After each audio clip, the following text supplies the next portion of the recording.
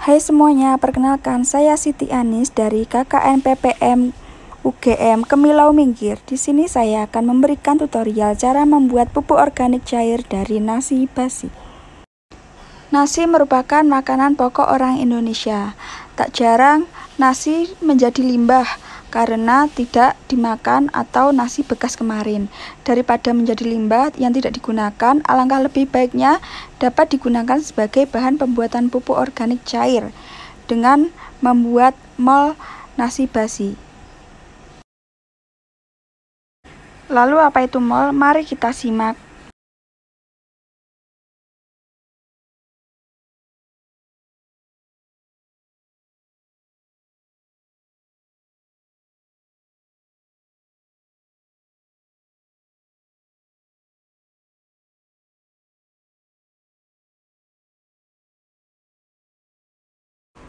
Alat dan bahan yang dibutuhkan seperti nasi basi, gula merah,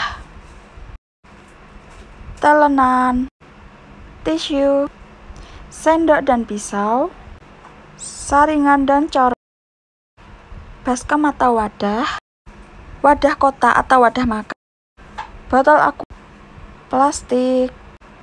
Dan inilah alat dan bahan yang dibutuhkan dalam pembuatan mol nasi basi. Mari simak langkah-langkah berikut.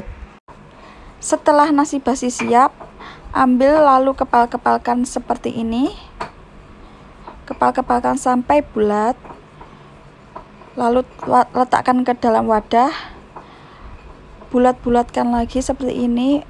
Ulangi langkah-langkah seperti ini sampai membentuk 4 bulatan atau 5 bulatan dari nasi basi. Pastikan juga dalam proses ini Anda tidak menggunakan nasi basi yang sudah lembek atau yang sudah lama didiamkan, karena dapat mempengaruhi proses dari pembuatan mol nasi basi ke depannya. Setelah membentuk kepalan bulatan seperti ini, langkah yang diambil selanjutnya adalah melapisi kotak wadah dengan tisu. Pastikan tidak ada rongga udara yang dapat masuk. Lalu tutup dengan karet, kencangkan. Pada bagian kanan kencangkan. Lalu disusul bagian kiri. Tutup rapat-rapat. Simpan wadah ini ke tempat gelap dalam jangka waktu 5-10 hari agar ditumbuhi oleh jamur. Langkah selanjutnya, siapkan gula merah, pisau, telenan, dan baskom untuk membuat gula merah yang akan dilarutkan ke dalam air. Potong tipis-tipis hingga habis. Setelah nasi basi selesai disimpan, maka ambil. Inilah penampakan dari mol nasi basi yang saya simpan selama 5-10 hari. Setelah 5-10 hari, jamur pada nasi akan tumbuh atau disebut juga Rhizopus oligosporus. Fungi ini dapat memfermentasi substrat lain, memproduksi enzim, dan mengolah limbah.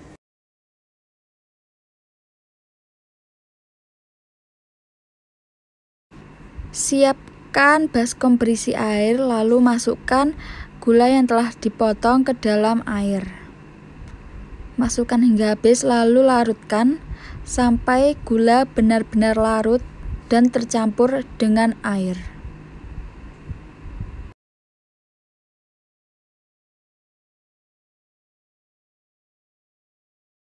Setelah gula tercampur rata dengan air, maka siapkan nasi basi yang telah disimpan untuk dimasukkan ke dalam larutan gula. Masukkan semua nasi basi, kemudian remas-remas hingga larut dalam larutan air gula. Hal ini ditujukan agar mol nasi basi dapat tercampur. Remas nasi basi secara terus-menerus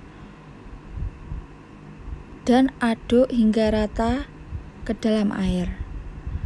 Hal ini Tujukan agar mol nasi basi yang kita buat bercampur dengan air agar dapat digunakan sebagai bahan untuk pembuatan pupuk organik cair. Remat-remat sampai benar-benar larut semuanya. Setelah mol nasi basi tercampur dengan larutan gula merah, maka masukkan ke dalam botol. Masukkan hingga habis. Hal ini bertujuan untuk menyimpan larutan mol nasi basi ini ke dalam tempat gelap selama 1-2 hari agar terfermentasi.